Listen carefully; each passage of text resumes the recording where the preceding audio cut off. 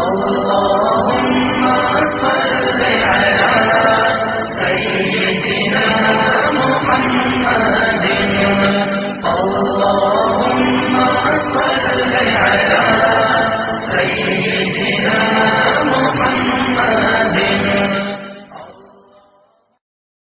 اور ایک دفعہ موسیٰ علیہ السلام نے کہا ارنی انظر الی، یا اللہ میں تھوڑی سی جھلک دکھا. کہ لن ترانی، بڑی شدت کے ہرگز نہیں. یہ تو قرآن ہے، اس کے ساتھ حدیث جوڑتا ہوں. موسیٰ لن یرانی حی الا مات، مجھے زندہ دیکھے گا مر جائے گا. ولا رطب الا تدہدہ، مجھے کوئی تر چیز دیکھے گی تو خشک ہو جائے گی. ولا یابس الا تفرقا، اور کوئی خشک چیز دیکھے گی تو بکھر جائے گی.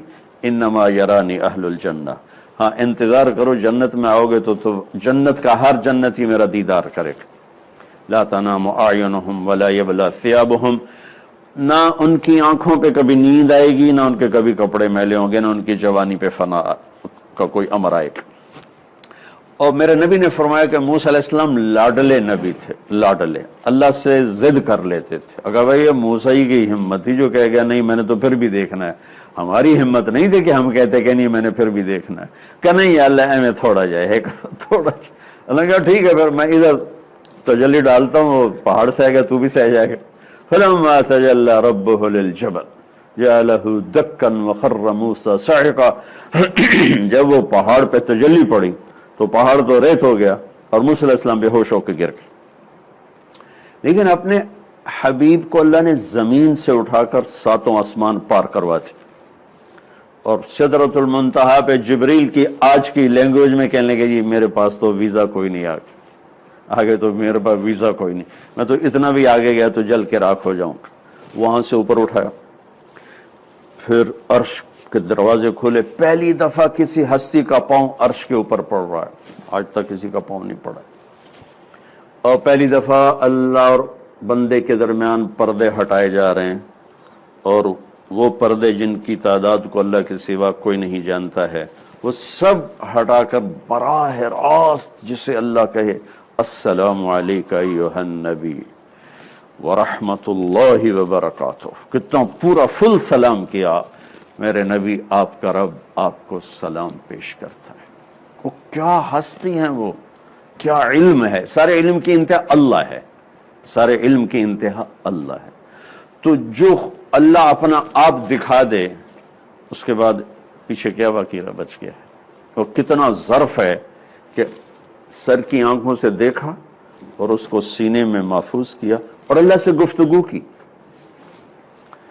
اللہ سے گفتگو کی، بات کی پورے ہوش و حواس کے ساتھ. میں یہ کہتا ہوں میرے نبی کا اصل مجاہدہ شروع ہوا اللہ کی دیدار کے بعد، کہ اللہ کو دیکھ کے پھر دنیا میں آنا، اس سے اوکھا کام اور کوئی نہیں. اللہ کو دیکھنے کے بعد پھر جب اللہ، جنت کی سب سے بڑی نعمت ہے اللہ کو دیکھنا، سب سے بڑی نعمت. ایک لاشعوری خلا باقی ہوگا، جب اللہ کا دیدار ہوگا تو جا کر وہ تسکین ہوگی. جب اللہ سامنے آئیں گے تو جب پردہ فرمائیں گے تو اللہ تعالیٰ کہیں گے کہ چلو بھائی مجلس ختم. کہیں گے نہیں یا اللہ مہربانی بس تو ہمیں اپنا دیدار کراتا رہے. تو اللہ تعالیٰ فرمائیں گے جنت میں جاؤ گا، ہمیں جنت نہیں چاہیے. تو کراچی کی کیا حیثیت، وہ کہیں گے ہمیں جنت نہیں چاہیے، ہمیں تجھے دیکھنا ہے، تجھے دیکھنا ہے. کہ وہ جنت کی حوریں جو مومن نین اور مومنات یعنی مرد عورت اہل ایمان، یہ تو وہاں مجلس میں اکٹھے ہوں گے، لیکن حوریں اپنے اپنے ٹھکانوں پر ہوں گے. اللہ تعالیٰ کہیں گے تمہاری حوریں وہ چاہیے، تجھے دیکھنا ہے. جب جنت میں یہ حال ہے تو میرا نبی کو اللہ دکھا کر کہہ رہا جاؤ مکے میں پھر پتھر کھاؤ. کوئی آسان کام ہے اللہ کو دیکھنے کے بعد پھر آگے پتھر کھانا. اصل مجاہدہ میرے نبی کا اس وقت شروع ہو رہا ہے جب وہ اللہ کا دیدار کر کے آ رہے ہیں. یہ اللہ کی ذات کا علم اترا میرے نبی کی ذات پر. پھر میرے نبی کو اللہ نے کیسی آنکھ عطا فرمائی. آپ نماز پڑھا رہے ہیں، مصلی پہ کھڑے ہوئے، نماز کے دوران آپ نے چلنا شروع کیا. نماز کے دوران اس زمانے یہ محراب نہیں ہوتے تھے، سیدھی بات، محراب اور مینار، محراب و مینار، یہ عمر بن عبدالعزیز رحمت اللہ علیہ کی ایجاد ہے. انہیں محراب بنوائی اور چلتے آئے یہاں تک کہ دیوار کے ساتھ لگ کے کھڑے ہو گئے اور نماز چل رہی ہے. کافی دیر کھڑے رہے پھر پیچھے ہٹنا شروع کیا. اب پہلی صف والے تو دیکھ رہے ہیں کہ یہ کیا ہو رہا ہے، پچھلوں کو پتہ نہیں چلا ہے، ہٹتے گئے اور آ کر اپنے پھر کھڑے ہو. جب سلام پھیرا تو آپ نے صحابہ نے عرض کی یا رسول اللہ یہ آپ نے کیا کیا نماز کے دوران، آگے پیچھے کیا کیا؟ سبحان اللہ. جنت کی بیس ہے ساتواں آسمان اور اس کی چھت ہے اللہ تعالیٰ کا عرش، اور پھر وہ اس سے باہر، چونکہ عرش ساتویں آسمان سے بڑا ہے، باہر نکلا ہوا ہے، تو جنت نیچے سے ہی جیسے وہ لینٹر ڈال کے آگے کر دیتے ہیں، تو جنت نیچے سے ساتویں آسمان سے باہر نکلی ہوئی ہے اور اوپر عرش کے نیچے ہے.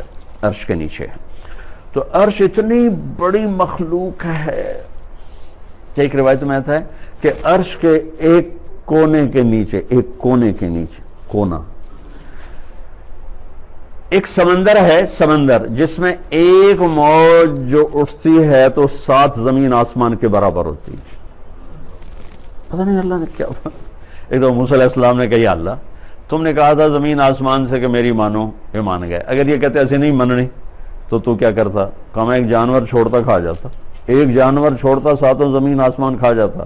کہا یا اللہ این تلک الدابہ، وہ جانور ہے کہاں؟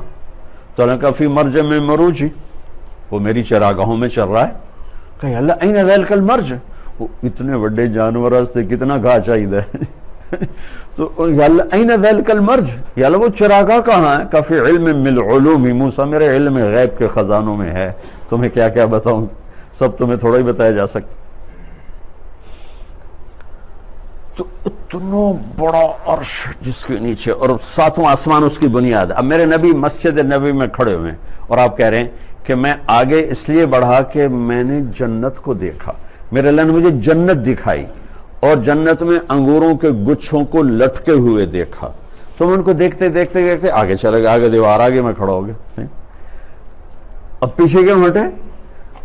اگر پیچھے اس لیے ہٹا کہ اس کے بعد اللہ نے جہنم کا دروازہ کھول دیا. میں نے جہنم کو دیکھا تو اس کے شعلے اور اس کی لپک اور اس کی خوفناک آگ، تو اس کو دیکھ کے ڈر کے میں پیچھے ہٹتے پیچھے آ گیا.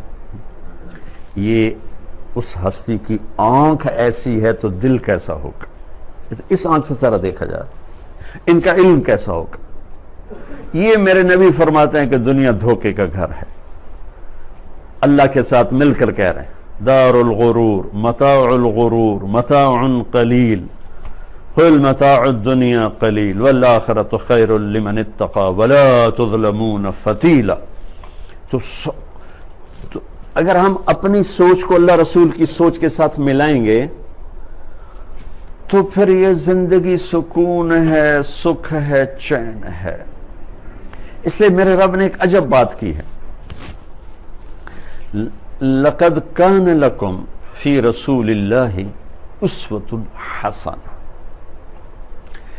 انسان دکھ، مصیبت، غم سے گھبراتا ہے اور خوبصورتی کی طرف کھنچتا ہے، یہ اس کی نیچر ہے. وہ خوبصورتی شکل میں ہو کھنچے گا، آواز میں ہو کھنچے گا، کسی منظر میں ہو، کسی گھر میں ہو.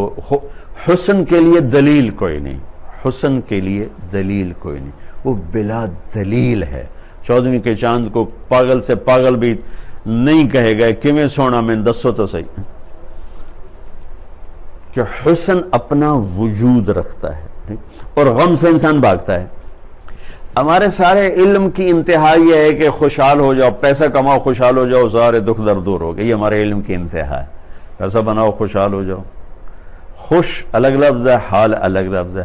حال ٹائم کو بتاتا ہے، خوشی کیفیت کو بتاتی. ٹھیک،